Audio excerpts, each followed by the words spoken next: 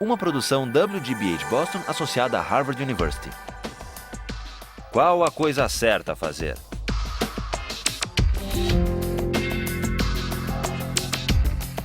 Justice, com Michael Sandel. Today, I'd like to turn our attention and get your views about an argument over the role of markets in the realm of human reproduction and procreation. Now, with infertility clinics, people advertise for egg donors. And from time to time in the Harvard Crimson, ads appear for egg donors. Have you seen them? There was one that ran a few years ago that wasn't looking for just any egg donor. It was an ad that offered a large financial incentive for an egg donor from a woman who was intelligent, athletic, at least 5'10", and with at least 1,400 or above on her SATs. How much do you think the person looking for this egg donor was willing to pay for an egg from a woman of that description? What would you guess? $1,000? 15,000? 10? I'll show you the ad.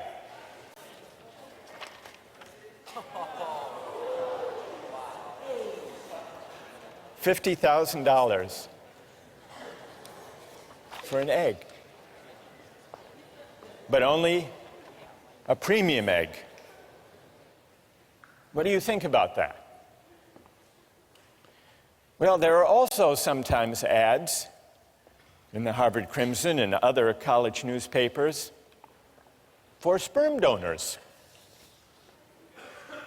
So the market in reproductive capacities is an equal opportunity market. Well, not exactly equal opportunity. They're not offering $50,000 for sperm. But there is a company, a large commercial sperm bank, that markets sperm. It's called California Cryobank. It's a for-profit company. It imposes exacting standards on the sperm it recruits. And it has offices in Cambridge between Harvard and MIT, and in Palo Alto near Stanford. Cryobank's marketing materials play up the prestigious source of its sperm. Here is from the website of Cryobank the information.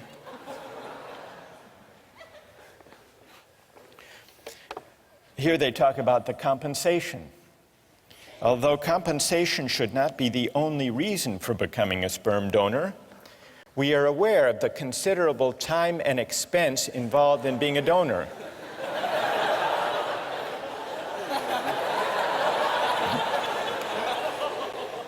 So, do you know what they offer? Donors will be reimbursed $75 per specimen, up to $900 a month if you donate 3 times a week. And then they add, we periodically offer incentives such as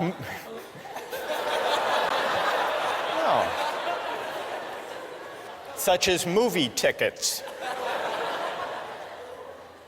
or gift certificates for the extra time and effort expended by participating donors. It's not easy to be a sperm donor. They accept fewer than 5% of the donors who apply. Their admission criteria are more demanding than Harvard's. The head of the sperm bank said the ideal sperm donor is 6 feet tall, with a college degree, brown eyes, blonde hair, and dimples. For the simple reason that these are the traits that the market has shown the customers want. Quoting the head of the sperm bank, if our customers wanted high school dropouts, we would give them high school dropouts. So here are two instances, the market in eggs for donation and the market in sperm, that raise a question about whether eggs and sperm should or should not be bought and sold for money. As you ponder that, I want you to consider another case involving a market and, in fact, a contract in the human reproductive capacity. And this is the case of commercial surrogate motherhood. And it's a case that wound up in court some years ago. It's the story of Baby M. It began with William and Elizabeth Stern, a professional couple, wanting a baby, but they couldn't have one on their own, at least not without medical risk to Mrs. Stern. They went to an infertility clinic where they met Mary Beth Whitehead, a 29-year-old mother of two, the wife of a sanitation worker. She had replied to an ad that the center had placed, seeking the service of a surrogate mother. They made a deal. They signed a contract in which William Stern agreed to pay Mary Beth Whitehead a $10,000 fee plus all expenses, in exchange for which Mary Beth Whitehead agreed to be artificially inseminated with William Stern's sperm, to bear the child, and then to give the baby to the Sterns. Well, you probably know how the story unfolded. Mary Beth gave birth and changed her mind. She decided she wanted to keep the baby. The case wound up in court in New Jersey. So let's put aside any legal questions and focus on this issue as a moral question. How many believe that the right thing to do in the Baby M case would have been to uphold the contract, to enforce the contract? And how many think the right thing to do would have been not to enforce that contract? So it's about, the majority say enforce. So let's now hear the reasons that people had, either for enforcing or refusing to enforce this contract. First, from those, I want to hear from someone in the majority. Why do you uphold the contract? Why do you enforce it? Who can offer a reason?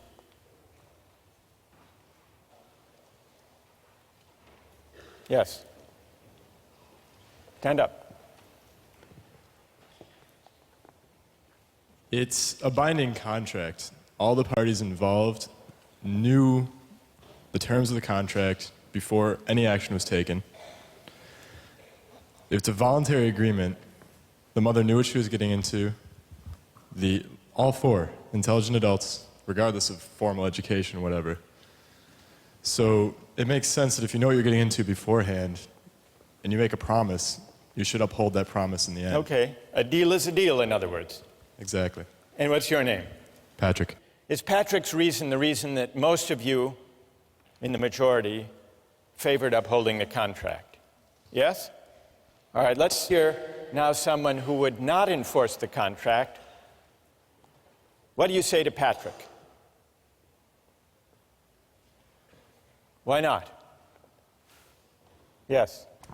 Well, I mean, I agree. I think contracts should be upheld when all the parties know all the information. But in this case, I don't think there's a way a mother, before the child exists, could actually know how she's going to feel about that child.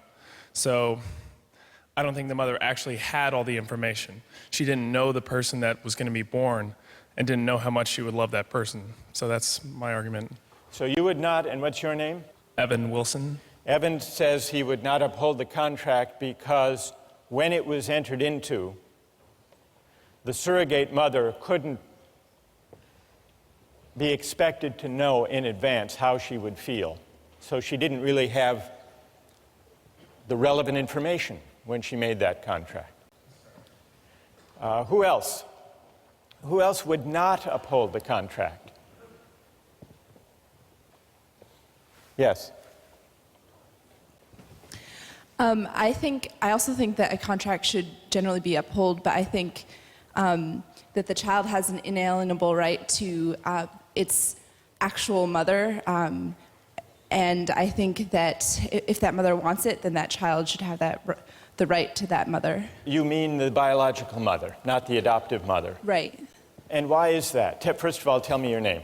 Anna? Anna. Why is that, Anna? Because I think that that bond that is created by nature is stronger than any bond that is created by, a contract. Good. Thank you. Who else? Yes. I disagree. I don't think that a child has an inalienable right to her biological mother. I think that adoption and surrogacy are both legitimate trade-offs. And I agree with the point made that it's a voluntary agreement. An individual made it. It's a voluntary agreement. And you can't apply coercion to this argument. You can't apply the objection from coercion to this argument. Correct.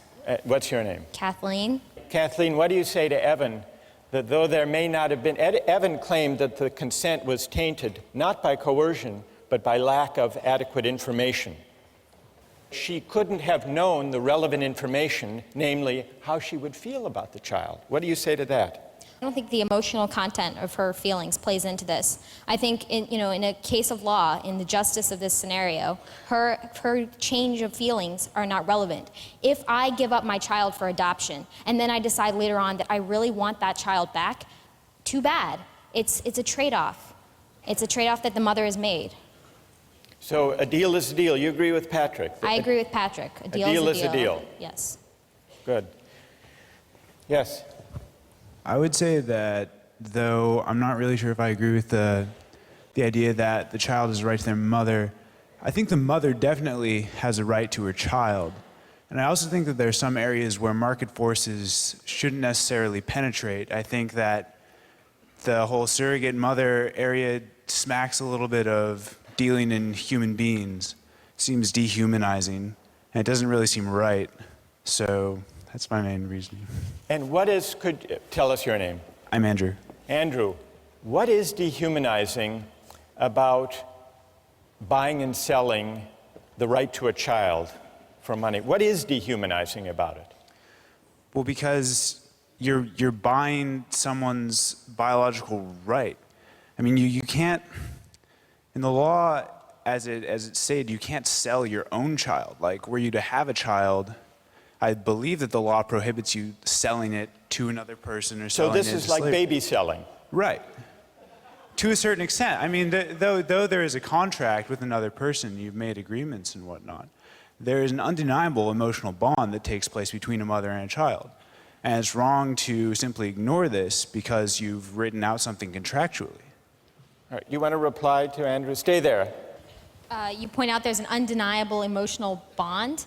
I feel like in this situation, we're not necessarily arguing against adoption or surrogacy in itself. We're just sort of pointing out the emotional differences. Well, but wait, I mean, it's easy to break everything down to numbers and say, oh, we have contracts like you're buying and selling a car.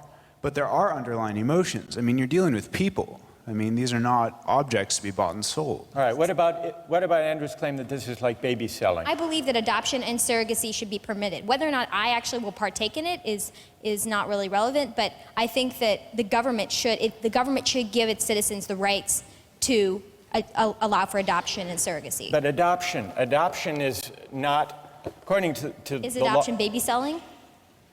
Well, do you think you should be able to bid for a baby that's up for adoption? That's Andrew's challenge. Do I think I should be able to bid for a baby? I'm not. Sure. It's a market. I mean, I feel like the extent to which it's been applied, I'm not sure if the government should be able to permit it, and I have to think about it more, but... All right, fair enough. Are you satisfied, Andrew? Well, yeah, I mean, I think surrogacy should be permitted. I think that people can do it, but I don't think that it should be forced upon people that once the contract is signed, it's absolutely like the end all. I think that it's unenforceable. So people should be free, Andrew, to enter into these contracts, but it should not be enforceable in a court. Not in a court, no. Who would like to join on one side or the other? Yes?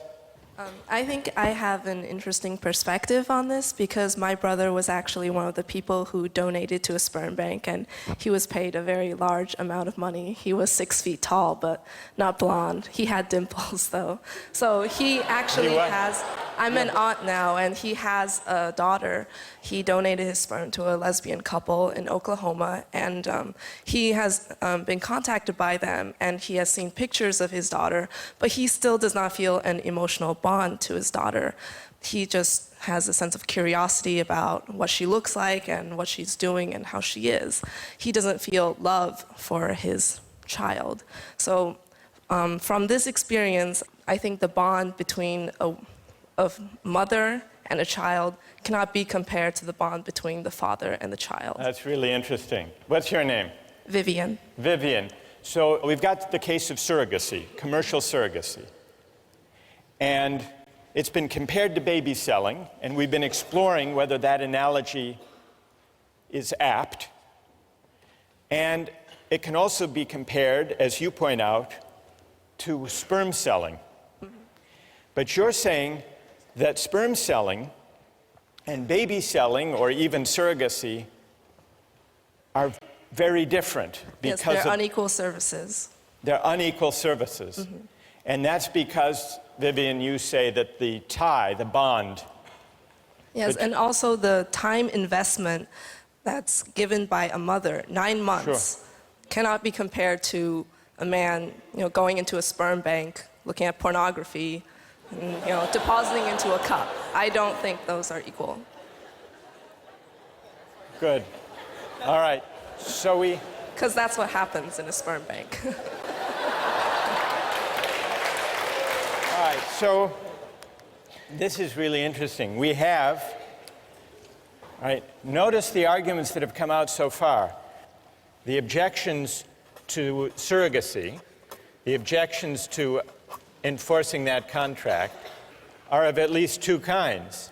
There was the objection about tainted consent, this time not because of coercion or implicit coercion, but because of imperfect or flawed information.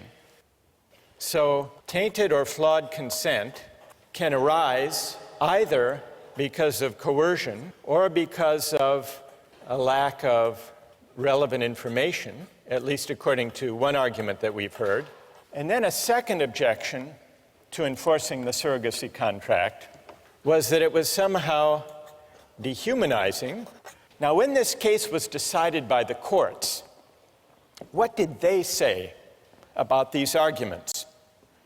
The lower court ruled that the contract was enforceable. Neither party had a superior bargaining position. A price for the service was struck and a bargain was reached. One side didn't force the other, neither had disproportionate bargaining power. Then it went to the New Jersey Supreme Court. And what did they do? They said this contract is not enforceable. They did grant custody to Mr. Stern as the father because they thought that would be in the best interest of the child, but they restored the rights of Mary Beth Whitehead and left it to lower courts to decide exactly what the visitation rights should be. They invoked two different kinds of reasons along the lines that Andrew proposed. First, there was not sufficiently informed consent, the court argued. Under the contract, the natural mother is irrevocably committed before she knows the strength of her bond with her child, she never makes a truly voluntary informed decision, for any decision prior to the baby's birth is, in the most important sense, uninformed. That was the court. Then, the court also made a version of the second argument against commodification in this kind of case. This is the sale of a child, the court said, or at the very least, the sale of a mother's right to her child. Whatever idealism may motivate the participants, the profit motive predominates, permeates, and ultimately governs the transaction. And so regardless, the court said, regardless of any argument about consent or flawed consent or full information, there are some things in a civilized society that money can't buy. That's what the court said in voiding this contract. Well, what about these two arguments against the extension of markets to procreation and to reproduction? How persuasive are they? There was, it's true, a voluntary agreement, a contract struck between William Stern and Mary Beth Whitehead. But there are at least two ways that consent can be other than truly free. First, if people are pressured or coerced to give their agreement. And second, if their consent is not truly informed. And in the case of surrogacy, the court said, a mother can't know, even one who already has kids of her own, what it would be like to bear a child and give it up for pay. So in order to assess criticism, objection number one, we have to figure out just how free does a voluntary exchange have to be with respect to the bargaining power and equal information? Question number one. How do we assess the second objection? The second objection is more elusive, it's more difficult. Andrew acknowledged this, right? What does it mean to say there is something dehumanizing to make childbearing a market transaction?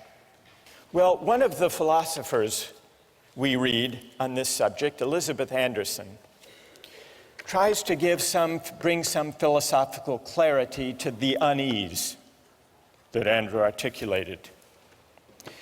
She said, by requiring the surrogate mother to repress whatever parental love she feels for the child, surrogacy contracts convert women's labor into a form of alienated labor.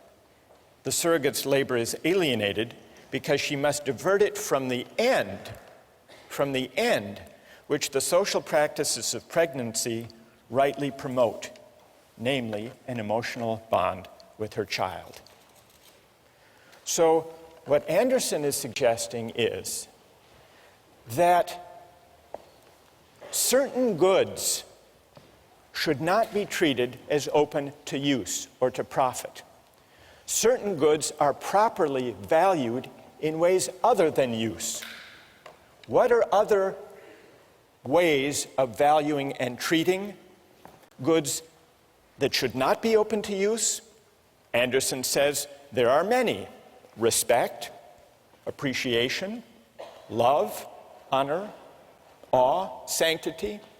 There are many modes of valuation beyond use, and certain goods are not properly valued if they're treated simply as objects of use. How do we go about evaluating that argument of Anderson? In a way, it takes us back to the debate we had with utilitarianism. Is use the only proper way of treating goods, including life, military service, procreation, childbearing? And if not, how do we figure out? How can we determine what modes of valuation are fitting or appropriate to those goods? Several years ago, there was a scandal surrounding a doctor, an infertility specialist in Virginia named Cecil Jacobson. He didn't have a donor catalog because, unknown to his patients, all of the sperm he used to inseminate his patients came from one donor, Dr. Jacobson himself. At least one woman who testified in court was unnerved at how much her newborn daughter looked just like him. Now, it's possible to condemn Dr. Jacobson for failing to inform the women in advance. That would be the argument about consent. The columnist Ellen Goodman described the bizarre scenario as follows. Dr. Jacobson, she wrote, gave his infertility business the personal touch. But now the rest of us, she wrote, are in for a round of second thoughts about sperm donation. Goodman concluded that fatherhood should be something you do, not something you donate. And I think what she was doing, and what the philosopher Elizabeth Anderson is doing, and what Andrew was suggesting with his argument about dehumanization, is pondering whether there are certain goods that money shouldn't buy, not just because of tainted consent, but also perhaps because certain goods are properly valued in a way higher than mere use. Those, at least, are the questions we're going to pursue with the help of some philosophers in the weeks to come.